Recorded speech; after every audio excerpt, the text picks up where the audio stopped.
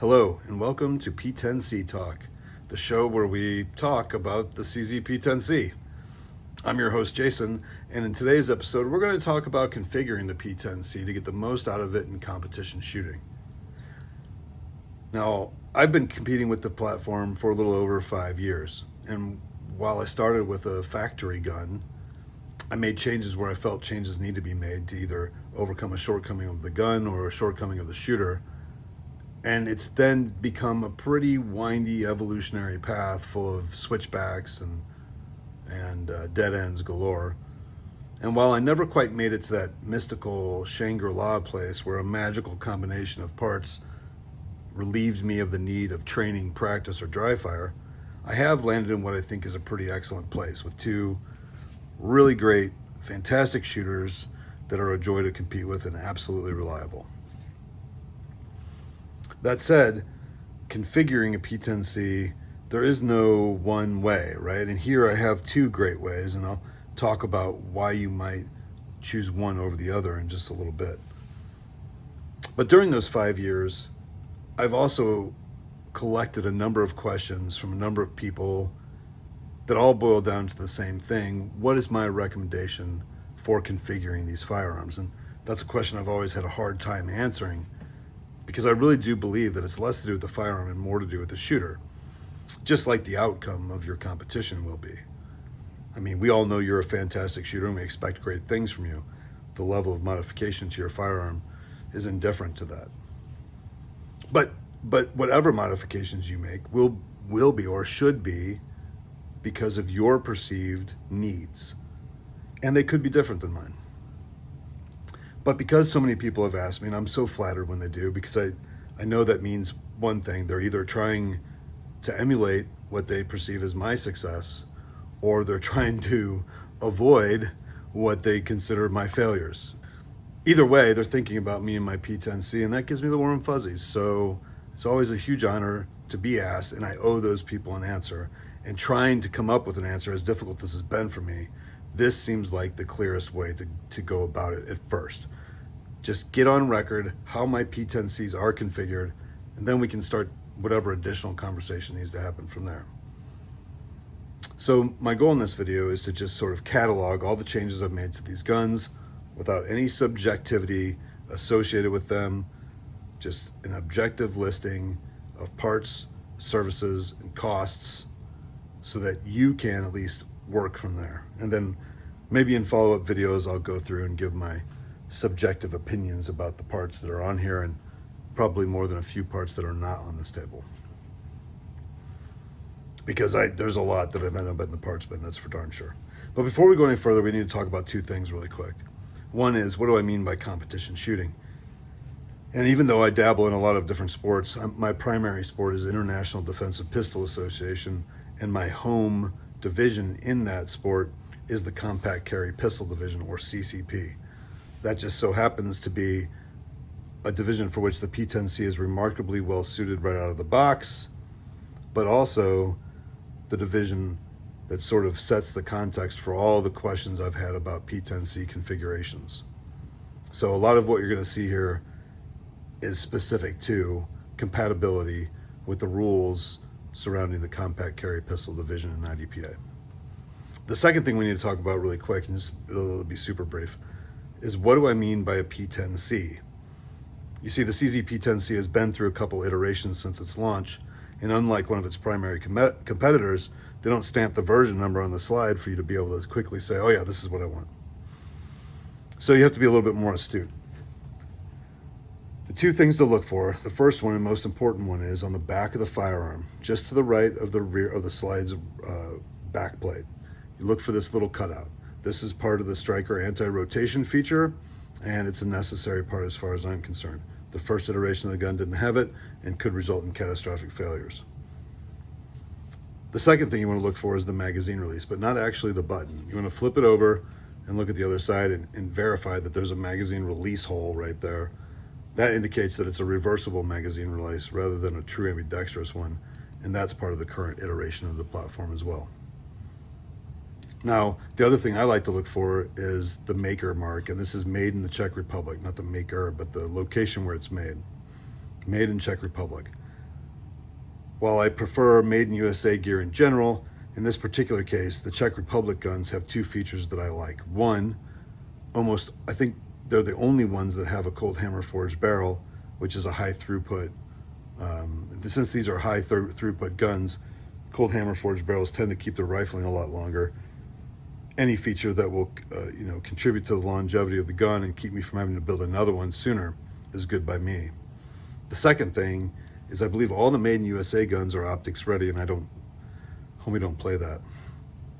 I know it's marketable and all that, but if you take an optics ready slide, they have a different sight arrangement with a different rear dovetail. And I prefer an iron sight slide for iron sights. And if I want an optics slide, I'll have it cut for it, right? So this is my carry optics slide or limited optics slide in USPSA. More about that later, but I prefer direct milling for my optics anyway. So again, just really quick, my P-10Cs have the anti-rotation cut, the reversible magazine release, made in Czech Republic. So there are two different configurations on this table. The demarcation between them is really got two aspects to it. Initially it was to separate a change in the IDPA rules for CCP. This one was my golden standard, we'll call it Old Faithful. And in order to test new features that were allowed in the division, we have the new Hotness, which was my backup gun actually. And I just added new features to it. Those features specifically are the brass backstrap and some I guess related modifications.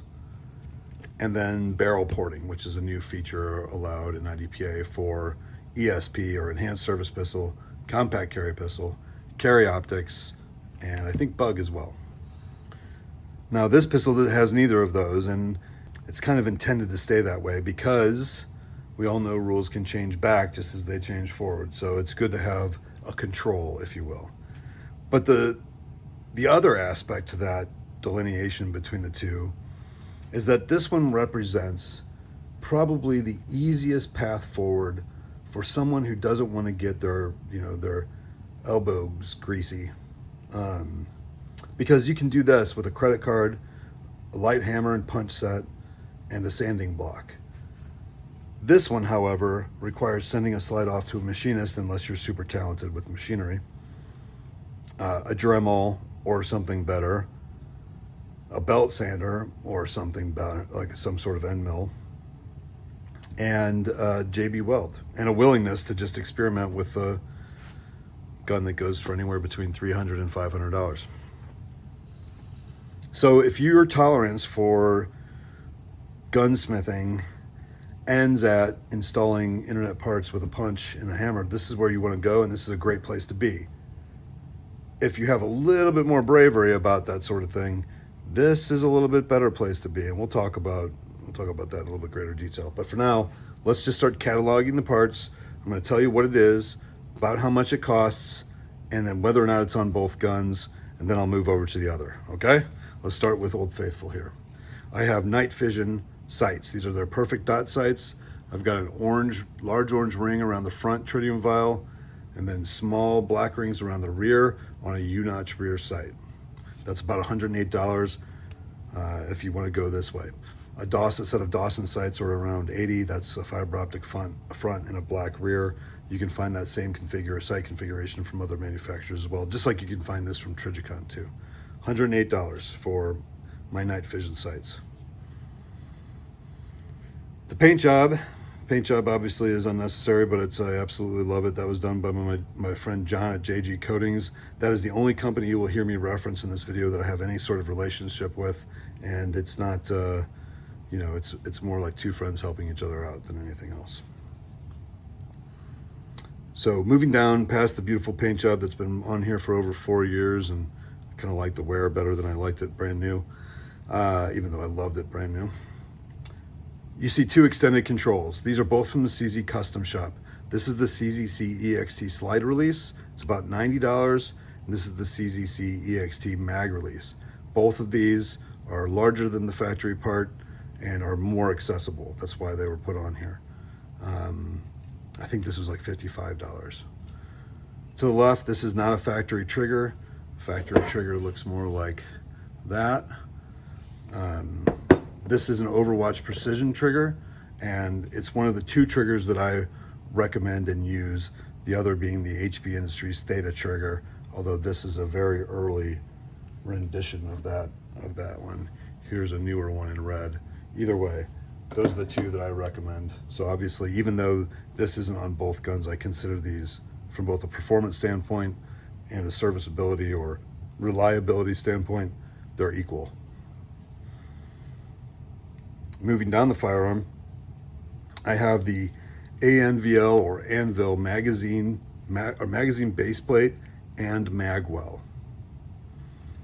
This magwell is CCP compatible right out of the box with no further modification to it. And these base plates are CCP legal as well and work with every magwell I've ever tested. So the two of them together, backing up to the trigger's like $60, I think, both of them.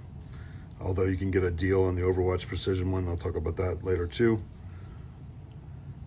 Back down to the magwell, I think it's $125 for the magwell and two base pads, I think. A third one's an additional $25. There's been some resourcing issues with this, but this is one of the easiest magwells to install. I'll show you one thing that you do have to do. It's a one-piece part, two if you count the screw that comes with it, but this little tooth on the front bites into the front strap, and then it pivots over the back. This threaded block goes in under the back strap, and then this is cut out for the lanyard hole through which a screw will attach to it, right? The only thing you have to do is round out with a sanding block or a wheel or sander, whatever, turn this otherwise straight edge into a little bit of a curve so that when you go to mount the magwell, you can pivot it on around the back to be able to get the screw through the lanyard hole. So at the end, you end up with something like this. It's absolutely rock solid. It's a great mounting system, I will say that. But this did not get carried forward. The magwell doesn't go on the next one. It stays here. But the base pads, they're the best ones that I've ever found, so I use them on everything. So that's an ANVL base pad on the next one. Now the remaining of the changes are mostly inside, and I say mostly because one of the interior modifications also requires this back plate. So let's look at that really quick. This back plate is part of the Apex Tactical Specialties P-10C enhancement kit, and which is a three-part kit, right? The first part is a trigger I do not use. The second part is a disconnector, which I do use, and you can see that right there. Maybe you see some of the lettering on it. And if you use that disconnector, they required you use this back plate as well. So the Apex Tactical Specialties P-10C enhancement kit is like $115, I think. I only use 2/3 of it. The next part, but that exists on both firearms as well. The next part to talk about is the spring on the striker spring. This is from HB Industries. They sell it in a 2-spring kit. That 2-spring kit is like $12.50, I think. One's a 4-pound, the other one's a 3.5-pound spring, I think. I typically use the 3.5-pound. Now it's wrapped around an Overwatch precision striker. The striker is an improved quality steel over factory that they've MP3'd and changed the geometry on a little bit. I can't speak to any performance gains this gives you. I've never tested in isolation, but it's a far more durable part, and that durability is the reason why I use this part. I consider this mandatory, and it's in all of my firearms that get shot. You can get this striker with a trigger for $100. It saves you 20 or 25 bucks doing it that way. So that's also, this configuration is on both of these firearms as well. So I think if we do the math really quick, not counting the sights because those are, your preference. We're like at 100 for the striker and trigger. I think we're at 150 for the magazine well and base plate, so now at 250. We're at another 150, give or take, for the extended control. So now we're at $400. 525 or so for the Apex P-10C Action Enhancement Kit plus the springs for the striker. And I think that's about right. $550 to $600 over the cost of the gun gets you here. And you can do that in increments. In fact, that's how I did it. I did sights first, then I did trigger, then I did magwell and base plates, then I did extended controls, and finally I did the striker and the spring after I noticed problems with the factory striker. The last change I made, and maybe the least mandatory one in my opinion, something I'm 80-20 on rather than 100% behind, is the action enhancement kit from Apex Tactical Specialties. It changes the nature of the trigger. It's positive, but it is probably not as required or less of a benefit overall than all the other parts I talked about. Now, moving forward to the new Hotness, there's a couple things that changed here. Obviously, I talked about the barrel porting. This was done by Southwest Precision Arms. The base price is $150. They cut a window in your slide, and 10 ports in your barrel. Now, as soon as you add any sort of coating back on your slide or nitriting on the barrel or any additional milling, I had this one cut for a Carry Optics RMR pattern optic, then things start to change. Yes, these sights are different, but again, that's a function of having the different dovetail, really, more than anything. I have more night vision sitting right here. The other thing that had to change with this as a result of the porting job is I had to change the recoil assembly. This is an NDZ Performance stainless steel guide rod with what I think is a 15-pound flat wire spring. Now, I didn't buy these individually. I bought this as a kit from Southwest Precision Arms when they did the porting, because this is their recommended change. And so far I haven't any need to tune it, but that may change over time. So between these two, you're looking at $150 plus and then $40. So let's call it $200 for this at pretty much a bare minimum. Then we have the Taylor Freelance brass backstrap. Now, I tried spray painting this thing black and it didn't stick for very long. You can buy it Cerakoted black for like a $10 upcharge, I think. Maybe it's $5, I'm not really sure. But this is $60 or $70, 60, maybe $65 to $70, not sure. Again, I've got plenty of things to say about that, but I'll save the subjective review for later. However, the geometry on it is different enough that none of the magwell options I had would work. In fact, since it's a solid piece of brass, here's another one that you can probably see there. There's nowhere for the ANVL magwell to seat, and there's no lanyard hole for the screw to hit through it. So if I didn't want to machine all that, I had to find a magwell that would work. This is the Tony Systems magwell. It just required me to remove some material, which I did with a Dremel, from the back of the brass backstrap in order to seat this magwell far enough to use their extended backstrap retention pin to hold both the backstrap to the firearm as well as the magwell to the backstrap. Now, because of the different geometry on the backstrap and because this magwell sort of expects to make contact with the bottom of the backstrap here with this ledge in order to keep it stable and not pivoting on that pin, I had to fill the gap with some JB weld. Furthermore, I beveled this, but I'll explain that in a second. Now, this magwell, while it was the only one I could think of that would work with this brass backstrap with minor modification, it was really wide and too wide for the CCP box. Perfectly wide, though, for enhanced service pistol or carry optics, for your information. So I had to take almost 2 millimeters of material off the side. I used a belt sander for that. Once that was done, I had created some little finger guillotines here, so I had to sand those down or file those down a little bit as well, just to take the edge off of them. But the result is a very tight and well-functioning magwell that is a good replacement for the ANVL, but again requires modification to get it to work. And if you're not down for that, then the ANVL is still better. And then in that case, I either recommend running the brass backstrap without a magwell, which I found a little difficult to because I had grown accustomed to it, but your mileage may vary, or just leaving the stock backstrap on it.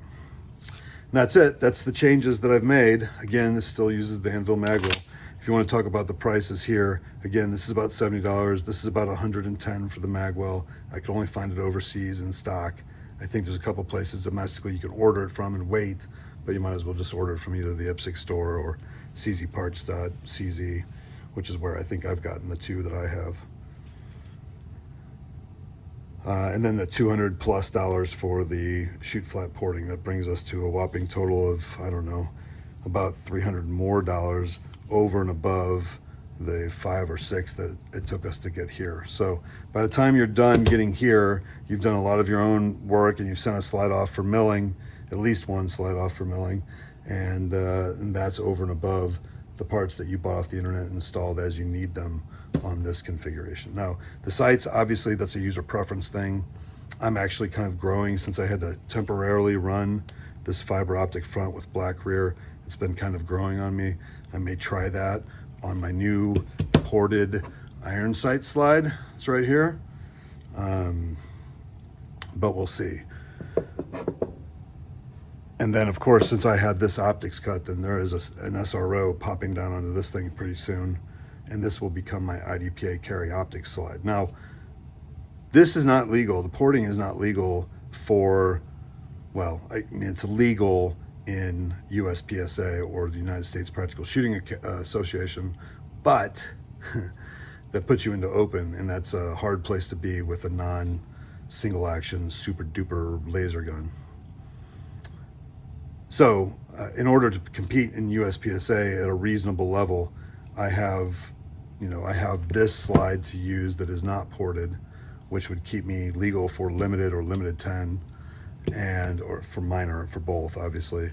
And then I have this carry optics slide, which is not ported, which keeps me legal for either carry optics, either limited optics or without a magwell with carry optics. So there's a lot of modularity to this methodology that I have, but it really is one configuration that is 1.5 CZ P-10Cs and one other configuration that is, 1.5 CZ P-10Cs. So 2 and 2 have P-10Cs, and I compete in 6 or 7 divisions across 2 sports. Anyway, that's how I configured my CZ P-10Cs for competition shooting, and I hope this has been useful to you or informative at the very least. The next time we get together, I'll probably start talking about why I made some of these changes or what I found from them. But in the short of it, the added weight, the better shape of this rear backstrap, along with the porting, has changed the nature of the game for me for this platform, in that instead of playing sort of the minimum power factor game and tuning it to recoil, to control the recoil impulse with the lowest possible least powerful ammo I could shoot through it, versus this one where the hotter the ammo, the better it runs. And I'm still trying to find the sweet spot here, but I much prefer this game where I add heat rather than dance the dance of low power factor. But again, my preference. Let me know what you think. If you have a P-10C, when you see me on the range, just come show me yours. I'll show you mine. It's okay. It doesn't have to be weird or awkward. This is 2023. We're all adults. I can shoot your P-10C. You can shoot my P-10C. There's really nothing wrong with it, I promise. And until that day, I'll be looking for you on the podium at every major match I attend. And if I don't see you ahead of me, I'll give you all the help I can until you are there. So until that day, shoot safe, shoot straight, and I'll see you on the range.